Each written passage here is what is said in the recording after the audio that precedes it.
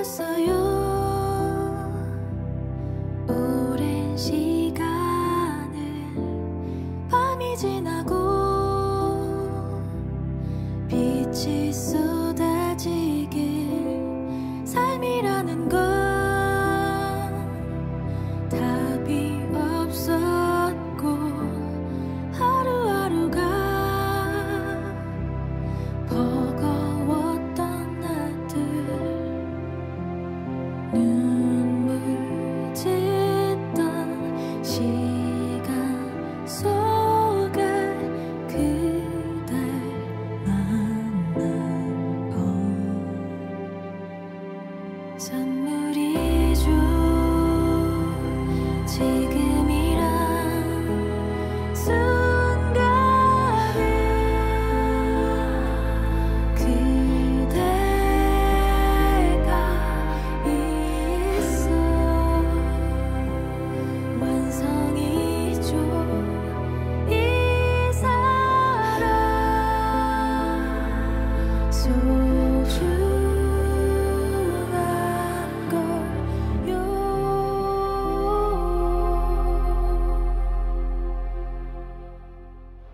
Welcome back to the channel from Japan for a new series of videos starting in Osaka. For those unfamiliar, Osaka is one of Japan's leading financial centers, is headquarters to multinational electronics companies, and with a half-dozen major universities, an international hub for research and development. But if you're a traveler, and you probably wouldn't be watching if you weren't, it's also much more. Although its image is embedded in the 21st century, it has a storied past that has been remaking itself since its inception, starting from its days as an important 4th century seaport. From the early 1600s until roughly the 1860s, it was the undisputed center of Japanese culture. That may explain why you don't have to scratch very deeply here to find lots of historic roots beneath the surface. I've looked forward to returning to Japan since my one-off visit to Tokyo in 2023, and what better place to start than in one of the country's most multicultural and cosmopolitan cities, at the center of a multi-city metropolitan area of nearly 20 million people. Well, obviously this is a very densely packed urban district, and it's really hard in the central city to find what you would call peace and quiet, because there are lots of people here. And one of the impressive things about Japan is the way it deals with all of these people. It's not just a crowd, it's an organized crowd. And people throng into the building where I've entered, which happens to be Osaka Station, one of the primary train stations in the heart of the city. And you marvel at how they all get through here.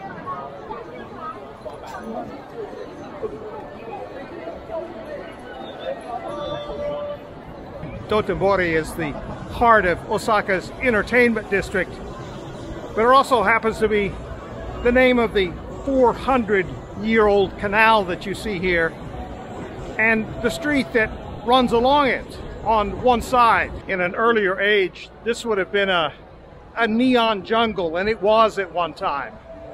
These days it's an LED jungle. This has been Osaka's most popular nightlife district for 4 centuries, going back to the time of the shoguns. Back in the day, the canal was lined with playhouses and theater companies on one side and tea houses on the other. But Dotonbori's centuries-old theater culture took a nosedive after World War II. Bombing raids destroyed all but one of the performance theaters that once stood here. The lone surviving theater is the one you see behind me, the Shokakuzi Theater, built in 1923 and modeled after a famous venue in Milan, Italy. It limped along as a movie house until 1994, when it finally shuttered. Its last flick, ready for this? Gone with the Wind. Of course, that wasn't the end of the story for this famous venue. Then came renovation, a grand reopening, and today you can see everything from music concerts to opera to traditional kabuki performances.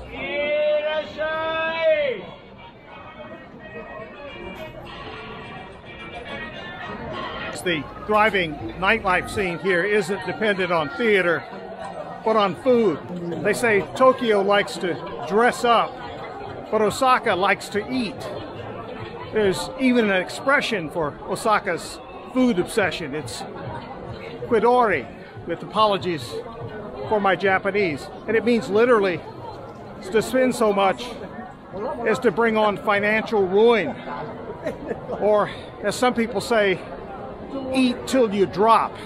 Part of the allure of this place is the spectacularly lit signage here. Some of the signs themselves are famous in Japan. None more so than the one you see here, the Glico Running Man, which has advertised Glico candies from this spot since 1935. And there are people who swear that if this sign weren't here, this place just wouldn't be the same. Well, this may be the longest shopping mall type street I've ever seen. I'm looking ahead and it must be a mile.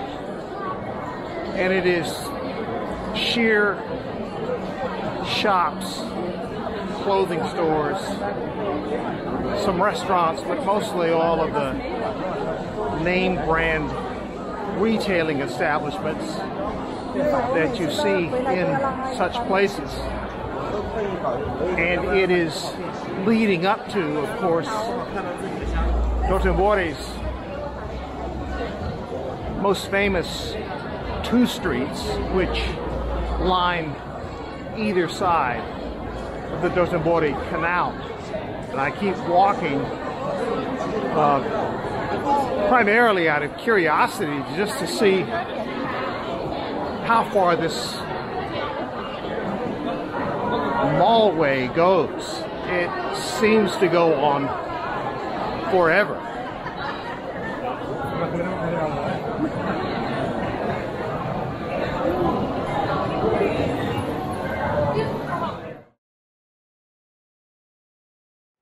You don't have to know much about Japanese history to have heard of the shoguns, the legendary feudalistic rulers who reigned supreme in Japan for nearly 700 years until the last one stepped aside in the 1860s. The shoguns came from hereditary clans that claimed their own slices of Japan for many of those centuries, and who often built moat-surrounded fortresses to protect themselves. Of them all, this one is the most significant, because it was here, with the building of a castle in 1583, that feudal Japan came to be more or less unified under a single powerful shogunate. I say a castle because the original castle was sacked and reconstructed by the Tokugawa clan shoguns starting in around 1620. And much of what was left of that legendary reconstruction was wiped out by bombs during World War II, which I'll get to in a minute. Suffice it to say that the basic imprint here is in place. The castle tower lies atop a rock-cut base surrounded by both an inner moat and an outer moat, the latter marking the border of this historic compound.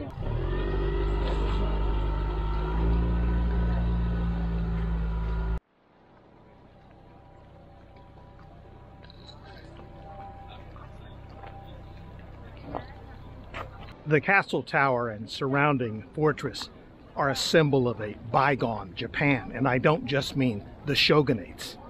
Rather, the so-called Edo period, from the early 1600s until the last shogun stepped down in 1868.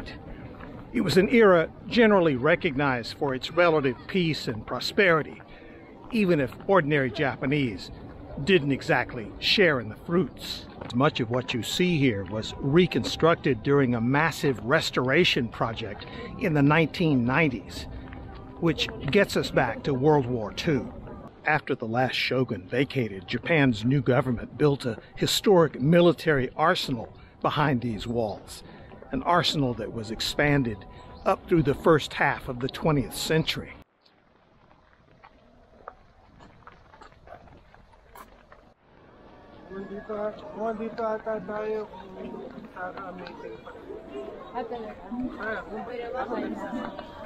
I don't have to tell you that during the war, the arsenal became a prime target for the U.S. military. On a single day in 1945, bombs killed 382 people working here, adding one final chapter of death to a place people have long defended with their lives. One place that defies Japanese stereotypes is where I am now in the Shinsekai district.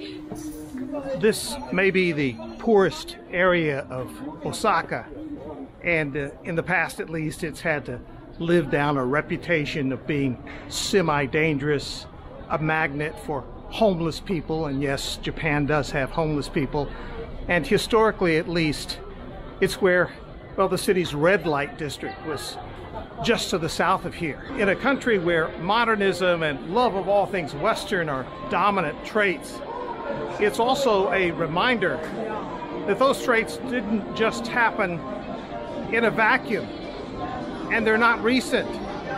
They've been around for a long time, more than a century, in fact. Shinsekai literally means new world, and this district was developed starting in the early 1900s to honor a Japanese aspiration. Everything about it was designed to pay tribute to two places. The southern half of the district to New York, the northern half to Paris. In case you're wondering, I'm in the Paris part of the neighborhood, and if you look closely, the tower that you see, which is just up ahead of me at the moment, has a familiar ring to it. That's Shinsekai Tower, and it literally means tower reaching to the heavens, built in 1912. But as you can probably tell, it was designed to resemble the Eiffel Tower, and it was originally built on a base that looked like the Arc de Triomphe. After a fire in the 1940s, it was rebuilt minus the Arc, but you get the point. In the old days, there was even an aerial tramway that connected the tower to the neighborhood's New York half, and an amusement park that was based on Coney Island. Both the tramway and the park are long gone, the result of Shinsekai's declining fortunes after World War II. A funny thing happened to Shinsekai in the intervening decades of Japan's prosperity. Although still a bit on the scruffy side by Japanese standards at least, it's enjoyed a kind of revival. Its once famous amusement park may have been no match for Universal Studios Osaka, not far from here. But Shinsekai has been a kind of go-to place, both among locals and foreigners, especially on weekends. Kushikatsu is Shinsekai's culinary claim to fame. That's various kinds of meat, fish, vegetables, all breaded and deep fried on small sticks that you can buy for little more than $1 US, served up in a neighborhood just gritty enough and scruffy enough to make it stand out in thriving, prosperous Osaka. Decided, of course, to go up to the top of the Eiffel Tower of Osaka. And just how you enter this tower is not readily apparent, but I'm being pointed to go downstairs to below street level to get to the top. Still haven't quite got that figured out, but I guess we'll find out in a minute. About a half dozen people at a time in here, maybe 10, very small.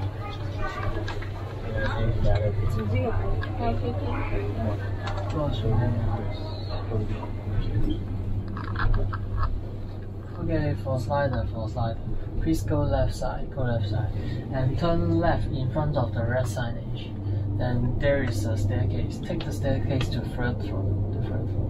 Okay. 展望台の方、左側にまっすぐしてください。For observatory, please go straight on the left side. Okay, please turn left in front of us. For observatory, please go straight on the left. Go straight on the left. For observatory, please go straight on the left. Go straight.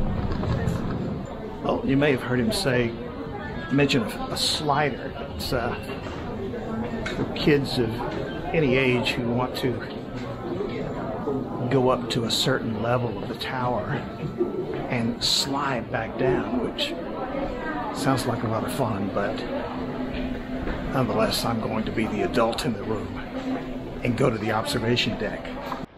So after the elevator ride, it looks like you're good to go to the top, but the elevator only goes up to a certain level and stops, and then you form another line to wait to go to, I suppose, the final elevator to the top. There was a sign down at street level saying the wait was 15 minutes.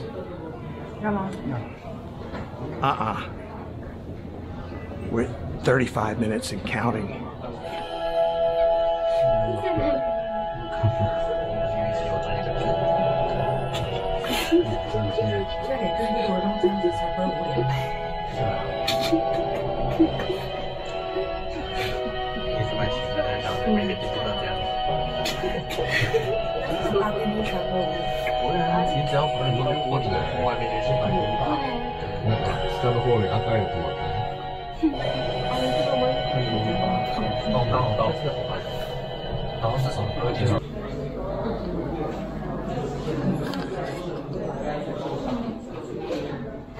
Well, I'm here